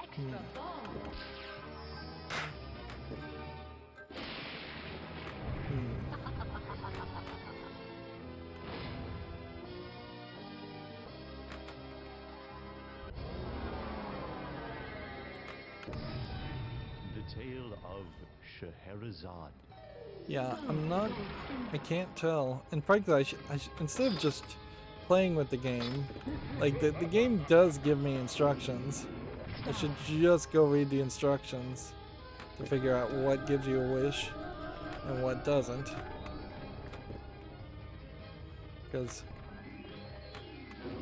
yeah, it doesn't feel like Jewel of Scheherazade. spinning is the thing.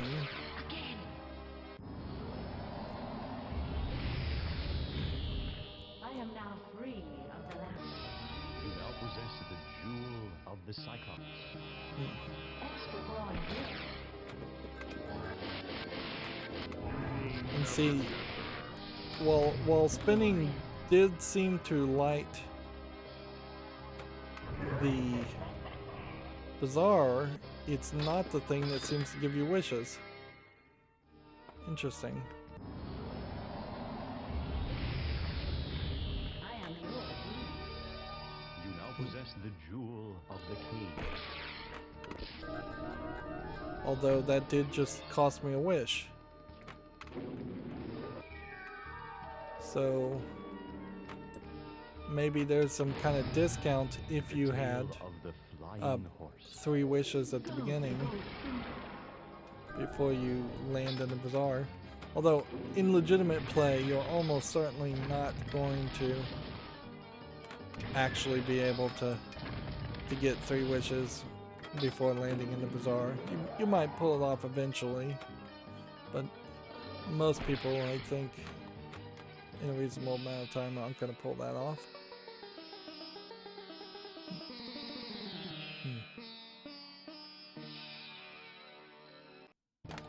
A new ball for you. And see if we even get to the final game play mode. I'm going to be kind of irritated because I think I'd still probably fail. Plus this is cheating, so it doesn't matter anyways.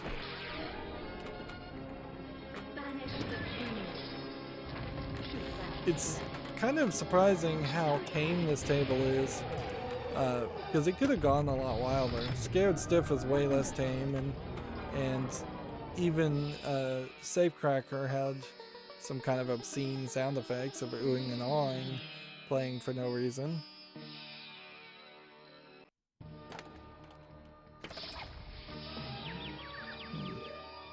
So what am I waiting to see here?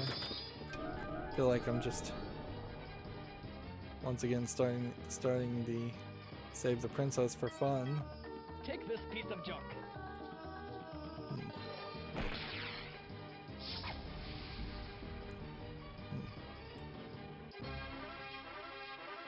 Win yet another extra ball for no reason.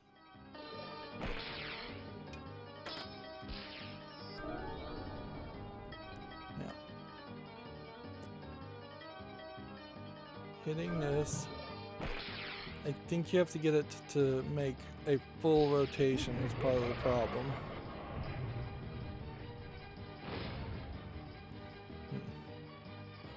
None of those standing targets are quite good enough. The locks are lit. I will never release her. Like even right next to it, I can't actually hit that standing target.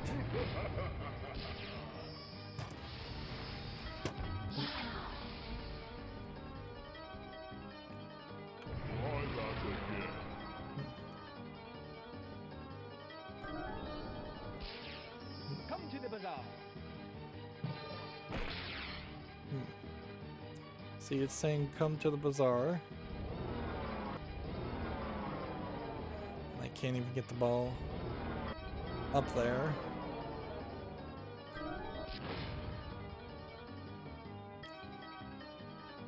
If I get up there, I think I'll lock a ball. Shoot round to the left. Let's just really play. Ball 2 is locked. Strike the genie for multiball. So yeah, strike the genie for multiball. Shoot the bazaar to collect one more gem. We've got a wish lit. Maybe wishes come from Genie is powered. hitting the slingshot, or maybe they come from hitting The genie. this over on the left. I hadn't thought of that.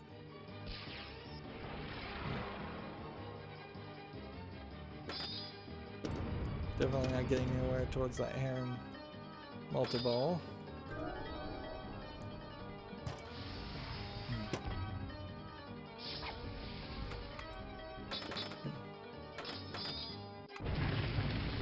It kind of feels like the only thing that hitting the standing targets at the lower left and lower right does is light that Magna save, which I guess that's fine.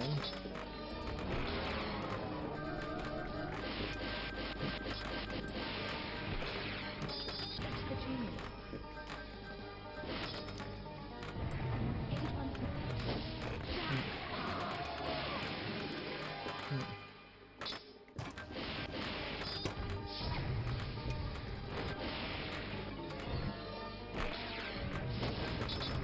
And spinning the lamp now doesn't seem like it's building up wishes. 'Cause, well, maybe it is, because I have 2 wishes. Maybe you just have to. You do just have to hit the lamp a ridiculous amount of time.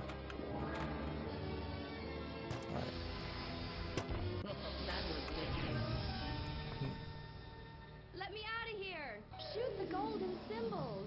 Yeah, let's try and rescue the princess, and then we'll call it a day. We'll look up the instructions just to see if my understanding of this table is a little bit off, which it might be. The idea of introducing skeletons so late into the game is a little weird.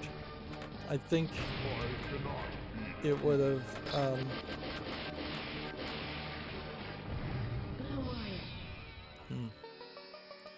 have been just fine for them to say shoot the 3 ramps without explaining that each ramp was representing a skeleton.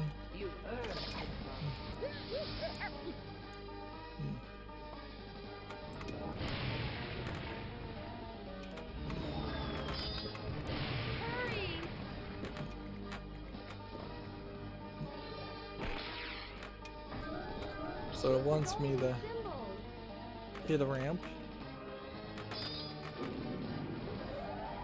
Hit a loop on the outside.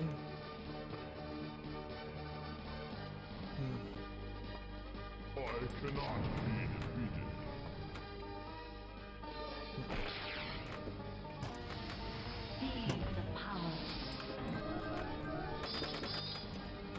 Like a lot of modes in pinball, you can kind of just get stuck and have trouble pulling off that final shot. So we'll just cheat it. Shoot the golden symbol! Hitting I cannot be defeated. different things does seem to start. Notice how it clipped right through there. There we go. Time is running out! Shoot the golden symbol! Your scimitar is ready. Banish the I don't know if this game has any auto launchers. I don't think it does, so I think the thing here is to keep the balls in play manually, which is kind of hard to do, that potentially take your hand off the right flipper to pull a flipper. You basically need someone helping you. I think, there we go, we won. I think the game also glitched there. You've made me so happy. You're my hero. You're my hero. Princess Save bonus 20 million. They fly off. You get this kind of almost like credit scene for succeeding, which that's not something we've really seen with many other tables, or at least it wasn't really reasonable. Gladiators kind of had something like that, but Gladiators was incredibly poorly designed as a table, so you wouldn't actually reach it. And almost certainly there is a wizard goal for winning. I don't know what specifically I did though to win, and I think that's kind of the problem, is that I don't know if I was just hitting the genie a lot more that second time, or if something else occurred.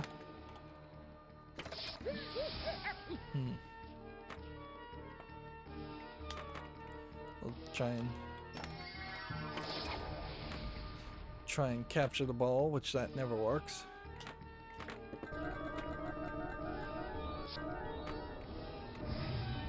The tale of the 40 thieves.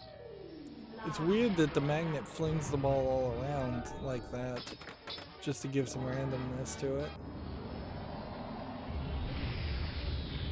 Choose your destiny. Yeah, Now possess let's the just jewel end of this. Baghdad. You own 6 jewels though, so it doesn't. The multiplier still is going, even after you win. So you could save the princess multiple times for a very high score.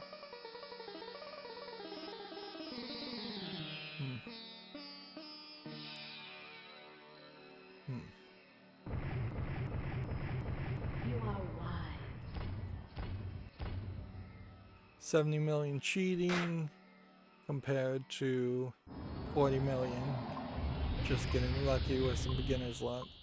I challenge you to another game. I don't like that some games, when being emulated, don't seem to keep the cheat scores, and then some games, when being emulated, Sesame. don't keep the cheat scores. Alright. So the first thing you would want to check here, not table exploration, is tips. Harem Multiball. Playing nothing but Harem Multiball can lead to very big scores. The Harem jackpot continues to increase with every jet bump hit, and this is not reset between Harem Multiballs unless you start a new ball. After shooting the loop for a Harem letter, the diverter will open for Tiger loops. If you can get the ball cradled on the flipper, simply hold the ball until the Tiger loop timer runs out and the diverter closes. You can then add another Harem letter and repeat the process, assuming you're good enough to hit that angle. And there are 3 standing targets to the left of that. I didn't even realize that. Honestly, it would be very easy to widen that out and just remove the topmost standing target and fix that. And the whole like skeleton and pegs at the top of the lane, that really is art that doesn't need to exist there. In fact, we'll look at the table again in general. Pro bio. Like, so they have Genie Battle.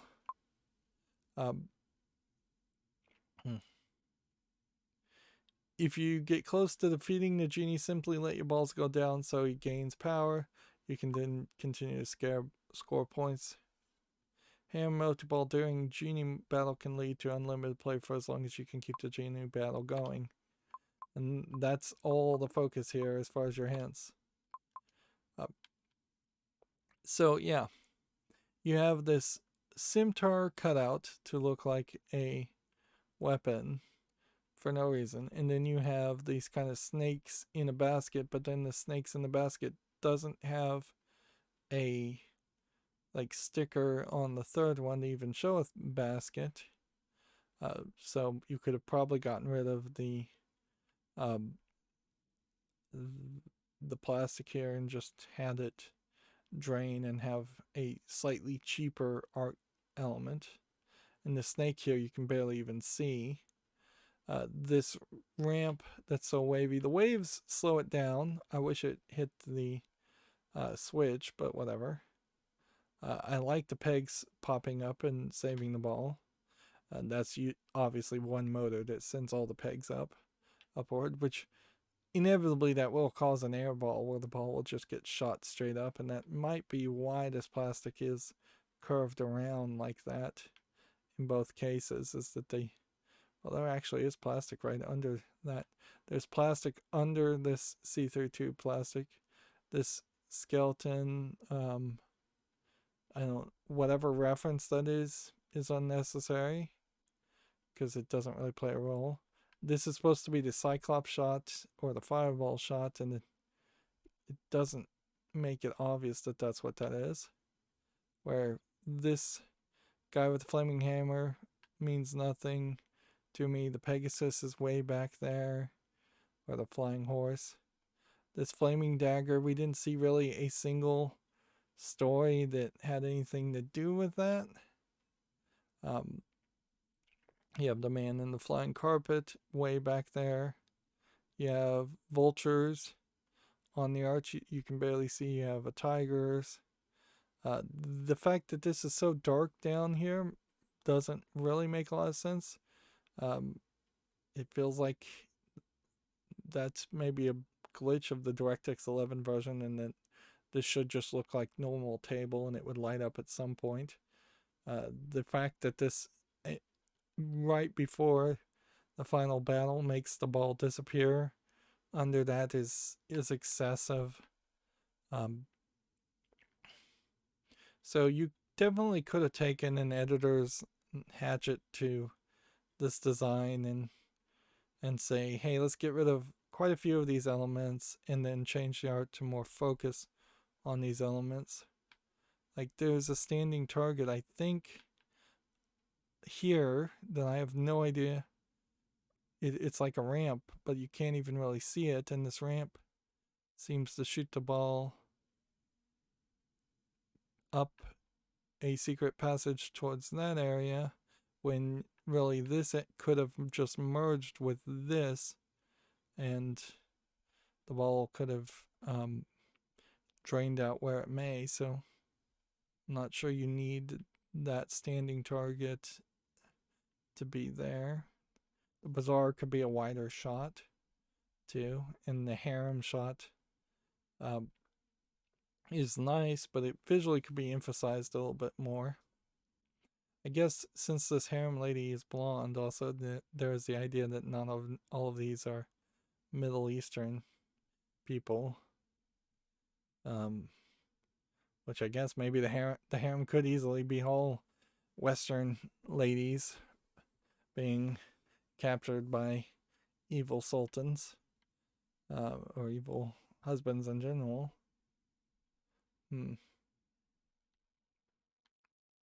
But yeah, a lot of plastic on this table.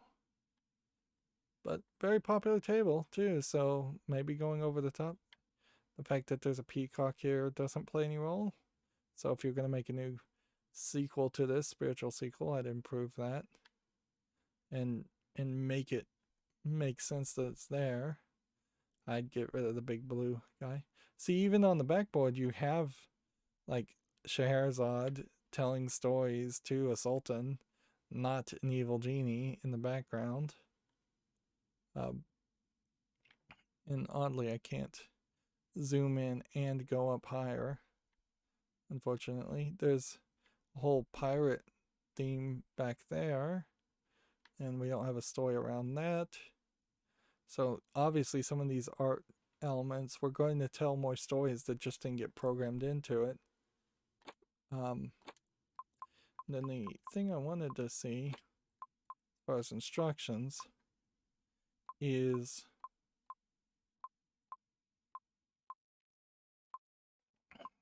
lamp and wishes. Aladdin's magic lamp, which never gets named as Aladdin's, is key to scoring a lot of points on this table. Each time it spins 180 degrees, a lamp spin is counted. So every time it's not spinning 180 degrees, it's not counted. Each lamp spin is 10,000 to the end of the ball bonus. If a tail has not been activated, each lamp spin scores 750. That's a fairly low score. If tail has been activated, it increases the jewel bonus by 10,000 points. Jewel bonuses start at 100,000 and is awarded when you collect a jewel by completing a tail. You can get 15 lamp spins on a ball. It will light here and carry. If you can get 15 lamp spins on the ball, it'll carry those lamp spins over for the rest of the game. Nice. Lamp spins are also carried over at 30 and 60 spins. Every 15 lamps also start lightning lamps. Lightning lamps last about 6 seconds, but each spin will reset the timer and score lightning award with 50,000. Blah, blah, blah, blah, blah, blah. Every 15 lamp spins also award a wish. If you can collect up to 3 wishes at a time, the number you've collected is shown here. When Make-A-Wish is lit at the top of the bazaar, shoot the ball into the bazaar to have a wish granted. When a wish is granted, you can choose a random reward with the right flipper or collect 1 jewel with the left flipper. Wishes make collecting jewels much easier because they allow you to collect the tails jewel without completing the goal. The random rewards for collecting wish are collect bonus, which immediately scores the end of ball bonus, 3 target loops. Once you collect 6 and 20 target loops, extra ball is lit on the right lane. 3 times lamp scoring, triples the value on each lamp scoring, which that actually might be very useful.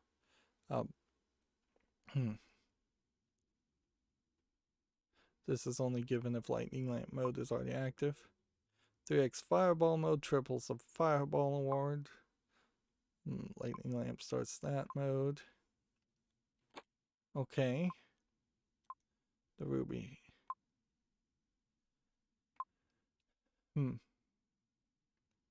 If you light both shooting stars, the ruby will light, which is the ruby in her necklace, which is a giant ruby fitting between her breasts.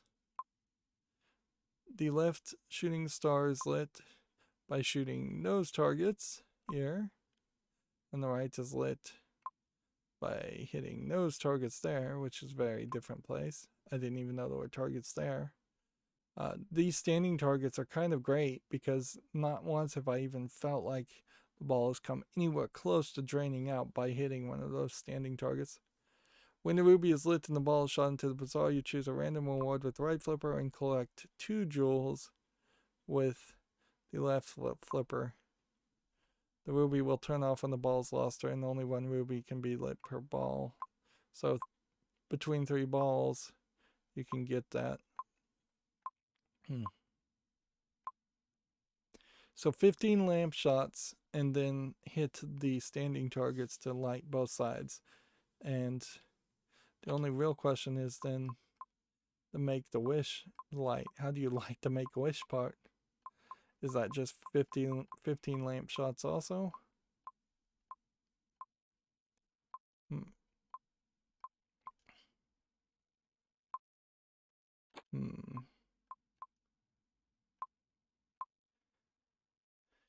Collecting letters by shooting the spot targets here, and by shooting the ball into the unlit bazaar.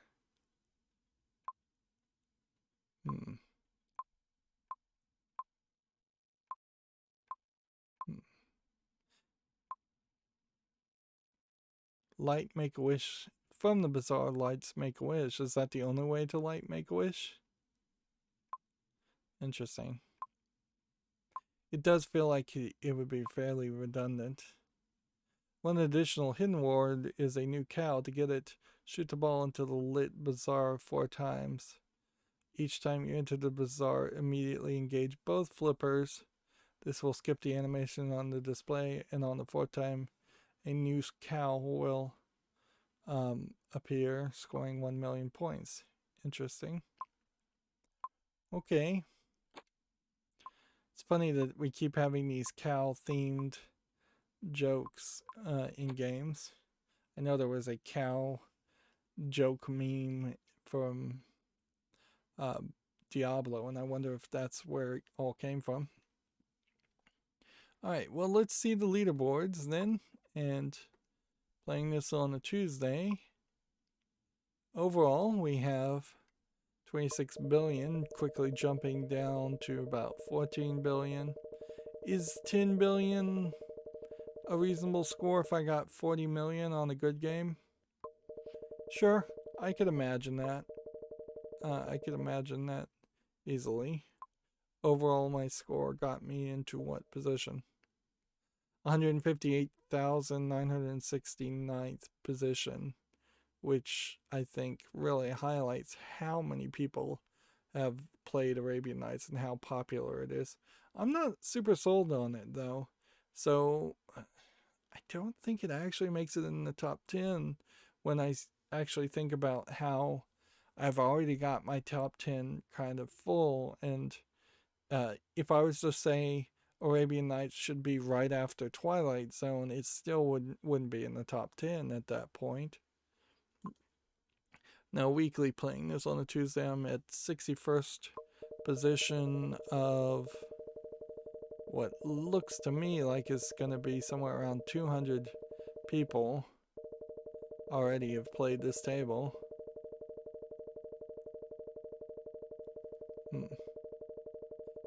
I could imagine that there are some people, 285, so closer to 300, that play just Arabian Nights and nothing else. And for Tuesday, the high score is 291 million already. And monthly, the high score is 691st, playing this on the 20th day of the month.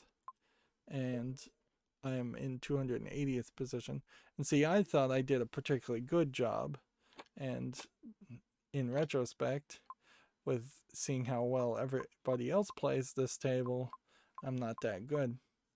So arguably, since I haven't even been able to get these standard goals, I suspect I wouldn't have any easier experience trying to get the wizard goals. But yeah, I don't want to come off negative. Arabian Nights is great. It's just kind of not the best table that I can play. But obviously, I don't think I could change too much or improve too much. I would just probably remake Arabian Nights exactly as it is, put better graphics, put better audio in it, and release it without making any changes really at all.